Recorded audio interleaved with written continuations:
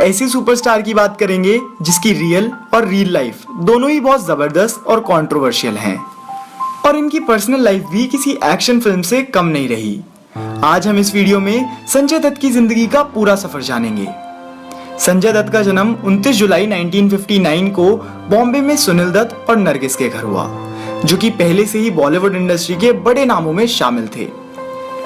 संजय को बचपन में ही ज्यादातर स्टार किड्स की तरह बोर्डिंग स्कूल भेज दिया गया। 13 साल की उम्र में ये पहली बार रेशमा और शेरा फिल्म में बतौर चाइल्ड एक्टर दिखे। जब इन्होंने एक्टिंग को सीरियसली लेना शुरू ही किया था, उन्हीं दिनों में इनकी मां को कैंसर हो गया। इसी बीच संजय अपनी पहली फिल्म रॉकी की शूटिंग कर रहे थे। फिल्म के रिलीज से कुछ दिन पहले ही उनकी मां का निधन हो गया। इसके बाद से संजय ड्रग्स के आदी हो गए।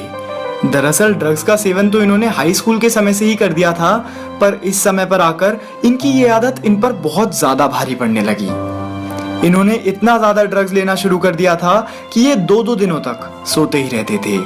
दिन हो या रात हो, ये हर समय नशे में रहते थे।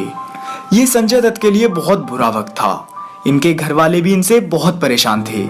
इनके घर वालों को भी इनकी वजह से खासा दिक्कतों का सामना करना पड़ता था। खुद की और अपने आसपास के लोगों की ऐसी हालत देखकर इन्होंने सब कुछ छोड़ने का फैसला करा और ये एक ड्रग रिहैबिलिटेशन सेंटर चले गए, जहां नशीली आदतों से छुटकारा पाने में मदद मिलती है। इन सब के बावजूद दूसरी तरफ संजय एक बहुत अच्छे एक्टर की तरह उभर रहे थे। अब तक इनकी दोनों फिल्में रॉकी और विधाता सुपरहिट रही।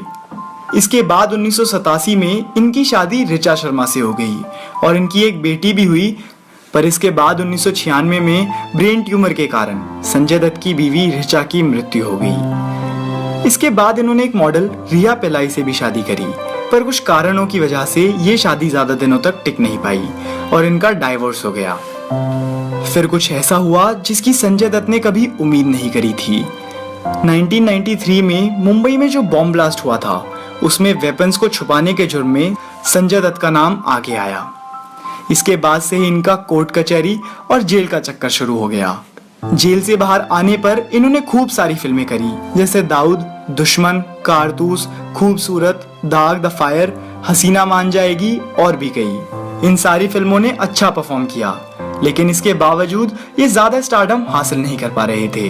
फिर 2003 में ये मुन्ना भाई एमबीबीएस फिल्म में दिखे और इस फिल्म ने संजय दत्त की पूरी इमेज ही बदल दी।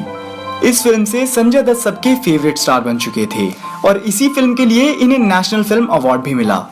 फिर 2006 में आई लगे रहो मुन्ना भाई। इस फिल्म के लिए इन्हें ex prime minister Manmohan Singh ji से अवार्ड भी मिला था। ये इस समय पर आते आते प्रोफेशनली बहुत ज्यादा सक्सेसफुल एक्टर बन चुके थे। फिर 2008 में इन्होंने मान्यता से शादी करी और 2010 में इनके ट्विन बेबीज भी हुए। इतना सक्सेसफुल होने के बावजूद इनकी जिंदगी की सबसे बड़ी कठिनाई अब इनके सामने आने वाली थी। कोर्ट से दोबारा ऑर्डर आया और इन्हें 6 वर्षों की जेल हो गई। लेकिन जेल में 5 वर्षों तक इनके काम और इनके अच्छे बर्ताव की वजह से इन्हें 5 वर्षों में ही रिहा कर दिया गया। इसके बाद भी संजय दत्त की एक मूवी आई जिसका नाम था भूमि। दोस्तों, संजय दत्त की जिंदगी में बहुत उतार चढ़ाव रहे और शायद इसी वजह से राजकुमार हिरानी ने इनके ऊपर एक बायोपिक फिल्म बनाने का फैसला किया है, जिसमें संजय दत्त का रोल करेंगे रणबीर कपूर।